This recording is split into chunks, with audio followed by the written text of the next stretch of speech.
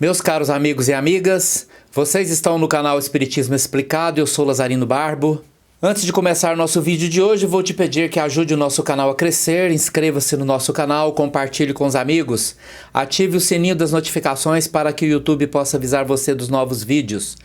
Hoje vamos dar continuidade à análise das mensagens psicografadas no nosso Núcleo Espírita Kardecista Renascer. Lembrando que essas mensagens são de espíritos que estão ainda, como qualquer um de nós, na sua luta por vencer a si mesmos, em busca de um crescimento espiritual, muitas vezes ainda sem sequer ter conseguido vencer as etapas kármicas que compõem as suas vidas. Esta mensagem foi psicografada no dia 28 de junho de 2018 e ela começa assim: a cidade era Marsella, na França.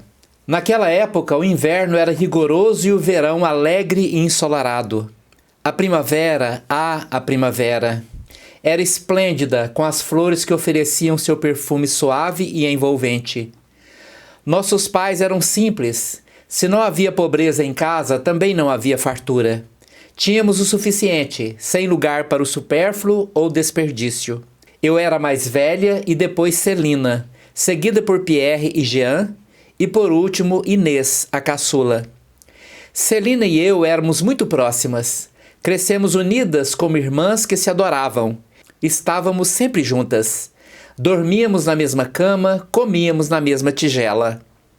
Vivíamos uma vida comum entre as brincadeiras e os cuidados, com a casa e com os menores. Papai trabalhava nos pastos, cuidando dos animais, e mesmo nos dias de inverno mais rigoroso, saía antes do raiar do sol, para só retornar quando este se punha. Mamãe também acordava cedo e ia para a vinícola. Crescemos neste ambiente, cercadas de amor e da atenção possíveis. Certo dia, as crianças menores que estavam sob nossos cuidados, meus e de Celina, divertiam-se na beira do rio, enquanto nós duas lavávamos as roupas da família. Distraímo-nos brevemente e Inês caiu e rapidamente foi levada pela correnteza. Seu corpinho miúdo nunca foi encontrado. E mamãe nunca mais nos olhou diretamente nos olhos. Em nossa casa, a alegria sumiu das estações ensolaradas. Era sempre inverno. Quando eu completei 16 anos, fui dado em casamento a um jovem agricultor e segui com ele para suas terras. Não posso dizer que fui infeliz, mas fui resignada nas provas que me competiam e desfrutei da felicidade possível ao lado de meu marido e dos 6 filhos. Eu e meu esposo trabalhávamos arduamente, mas praticávamos nossas obrigações religiosas e éramos recompensados com uma família saudável e harmoniosa. Nossa propriedade prosperou e tivemos uma velhice tranquila, rodeada de filhos, netos, noras e genros. No entanto, Celina não teve a mesma sorte. Enciumada e julgando-se abandonada, odiou-me após eu ter ido embora. Fez o propósito de não se casar jamais, e aos 20 anos, diante da imposição enérgica de nosso pai, foi morar num convento. Tal local, à época, tratava-se de instituição moralmente falida. Lá, minha irmã encontrou a imoralidade de padres e freiras, mais velhos e poderosos, que dirigiam outras instituições ligadas ao mosteiro.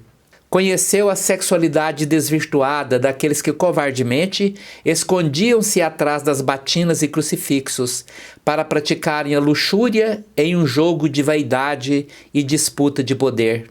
Augusto figurava em alto escalão hierárquico, detendo muito poder, tratava com o Papa em Roma diretamente.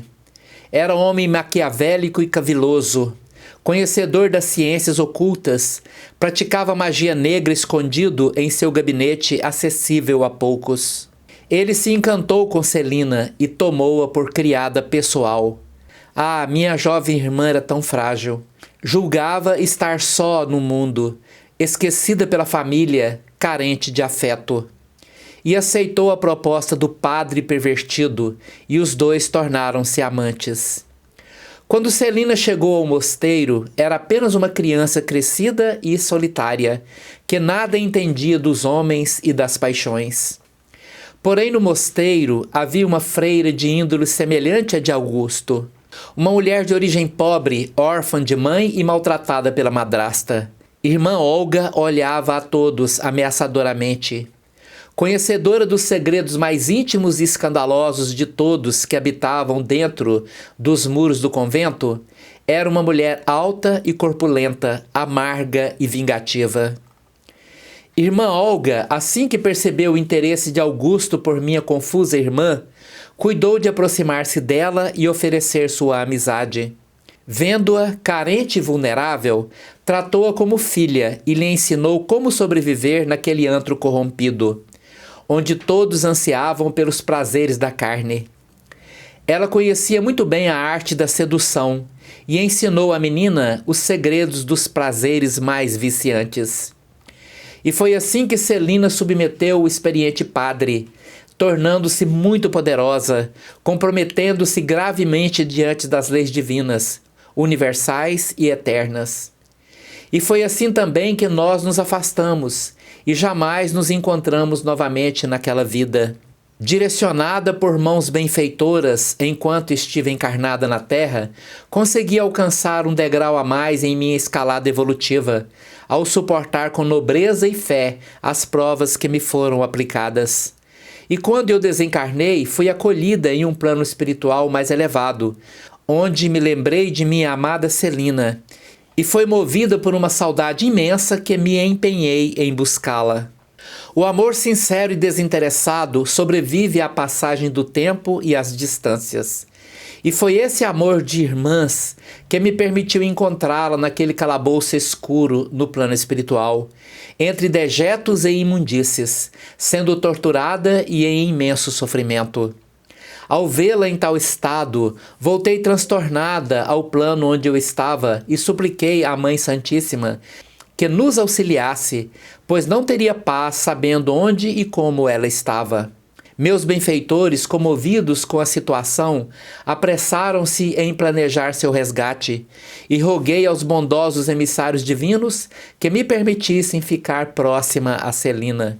Foi preciso que ela reencarnasse outras vezes para que pudéssemos estar juntas agora, e eu posso auxiliá-la.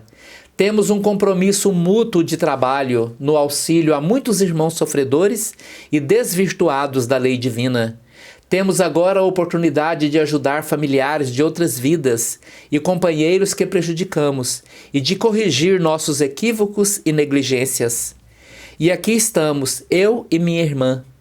Ela encarnada como trabalhadora da casa espírita, portadora de mediunidade de grande potencial, e eu como sua benfeitora, do outro lado do mesmo universo, guiadas e amparadas pelo mesmo Pai Celestial.